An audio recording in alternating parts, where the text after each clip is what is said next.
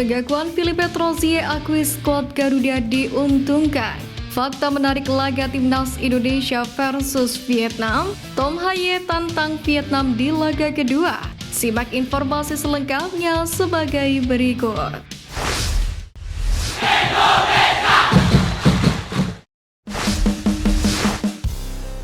Siap dipecat Vietnam, Philippe Troussier akui program naturalisasi Timnas Indonesia. Menghadapi Timnas Indonesia dalam laga lanjutan Grup F kualifikasi Piala Dunia 2026, membuat pelatih Vietnam Philippe Troussier tak bisa menyembunyikan kekagumannya. Bertanding di depan supporter Garuda, Philippe Troussier mengakui bahwa Sintayong memiliki keuntungan lantaran memiliki 2 laga kandang sisa. Sementara Vietnam hanya menyisakan 1 laga kandang yakni di pertemuan kedua kontra skuad Garuda. Menariknya, terlepas dari hasil laga kali ini, Philippe Troussier mengakui bahwa nasibnya tengah berada di ujung tanduk.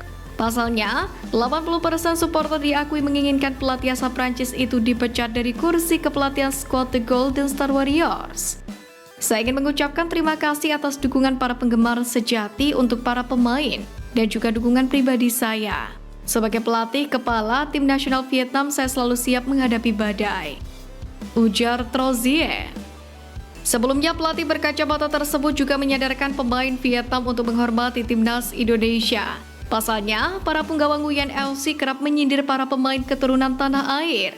Menanggapi hal itu, Philippe Troussier lebih memilih mendukung dengan menganggap bahwa setiap negara memiliki sistem yang berbeda untuk mengembangkan sepak bolanya.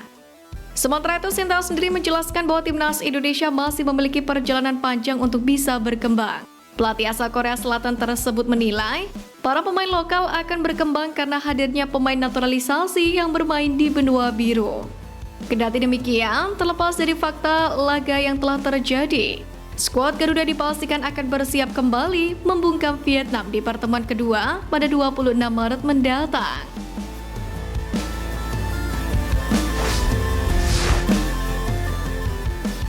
Fakta menarik laga Timnas Indonesia versus Vietnam.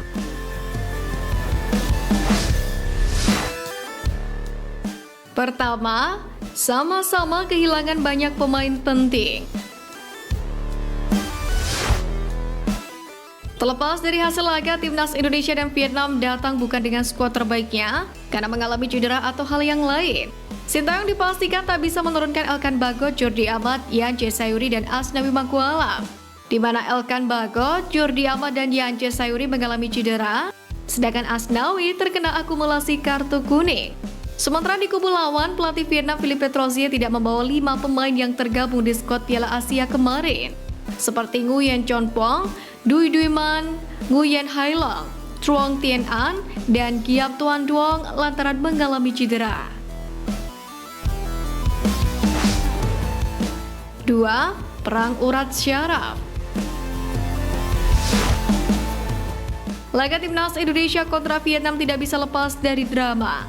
Bahkan pada pertemuan di kualifikasi Piala Dunia 2026 kali ini, kedua kubu melemparkan seiwar atau perang urat syaraf sangat pedas.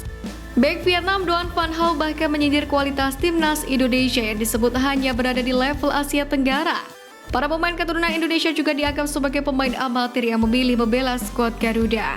Sementara itu, Kapten Timnas Indonesia Asnawi menyatakan bahwa tim merah putih itu kini sudah berada di atas Vietnam. 3. Nilai pasar beda jauh. Menurut data Transfer Market, nilai total pasar skuad Garuda mencapai 222 miliar rupiah. Dengan Tom Haye menjadi pemain termahal sebesar 52,1 miliar rupiah. Diikuti oleh Sandy Walsh dengan nilai pasar 26 miliar rupiah. Jesus 15,6 miliar rupiah.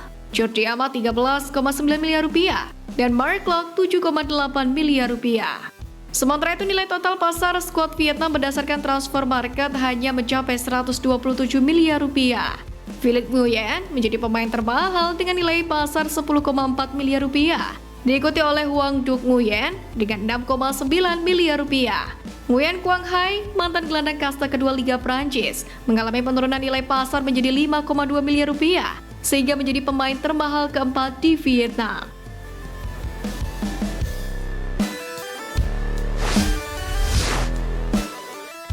Reuni dengan Sandy Walsh, Tom Haye tantang Vietnam di laga kedua. Fakta menarik datang dari gelandang keturunan Tom Haye yang akan kembali bermain bersama teman lamanya Sandy Walsh di Timnas Indonesia. Kenangan masa lalu saat menjuarai Piala Eropa U17 pun diceritakan. Sebagaimana diketahui saat ini Tom Haye sudah resmi menjadi WNI. PSSI mengebut prosesnya agar gelandang SC Heerenveen ini secepatnya bisa membela skuad Garuda.